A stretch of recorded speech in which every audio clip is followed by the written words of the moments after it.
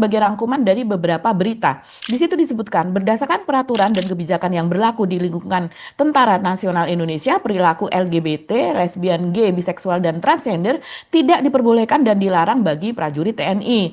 Berikut adalah poin-poin tentang terkait hal tersebut. Larangan tugas, yaitu perilaku homoseksual. Pelarangan tegas maksudnya, perilaku homoseksual atau LGBT dianggap melanggar norma, aturan, hukum militer, serta kepribadian TNI. Yang berikutnya, sanksi hukum dan pemecatan. Anggota TNI yang terbukti terlibat dalam perilaku LGBT dapat dikenakan tindakan tegas, termasuk pemecatan, yaitu pemberhentian tidak dengan hormat PTDH dan diproses secara pidana militer. Dan kemudian untuk syarat masuk TNI, salah satu syarat masuk TNI adalah bebas dari penyimpangan orientasi seksual sehingga indikasi LGBT dapat menggagalkan proses seleksi. Dan dasar hukumnya, pelanggaran ini seringkali dikaitkan dengan pelanggaran perintah atasan atau pasal 103 KUHPM dan peraturan terkait kesusilaan. Jadi individu yang terindikasi LGBT tidak diperbolehkan menjadi prajurit TNI dan anggota aktif yang terlibat dapat ditindak secara hukum militer. Beberapa kasusnya mungkin yang kita bisa lihat ya, itu kita bisa lihat di Marinus. Marinus ini akun resmi dari Mahkamah Agung.go.id, go-nya government, ID-nya Indonesia.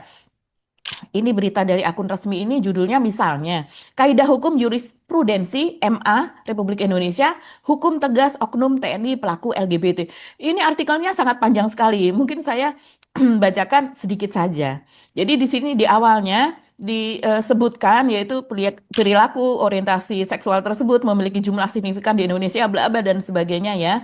Dan kemudian tingginya angka LGBT di Indonesia adalah paradoks di negara yang menjunjung tinggi religius. Bahkan pelaku LGBT masuk ke lembaga strategis pemerintah yang membidangi pertahanan dan keamanan seperti TNI. Nah, di situ disebutkan lagi, disorientasi seksual yang dilakukan oknum TNI dapat terlihat saat melakukan perbuatan pidana kesusilaan yang melanggar pasal-pasal di situ disebutkan ya. Ini artikel memang tentang hukum gitu. Atas perbuatan oknum anggota TNI yang melakukan tindakan dimaksud dihadapkan ke persidangan di pengadilan militer.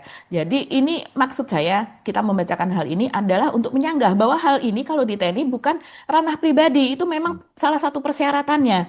Dan kemudian kedudukan TNI dalam peraturan perundang-undangan. Konstitusi Indonesia telah mengatur kedudukan TNI yang memiliki tugas mempertahankan, melindungi, memelihara keutuhan serta kedaulatan negara sebagaimana pasal 30 ayat 3. Tentu saja ini UUD 45 begitu. Dan kemudian disebutkan hierarkinya TNI apa dan sebagainya. Nah, coba saya masuk ke oknum anggota TNI yang menjadi terdakwa dengan pangkat kapten ke bawah akan diadili pada tingkat pertama oleh pengadilan militer sesuai dengan pasal tertentu. Pada demikian juga untuk kekuasaan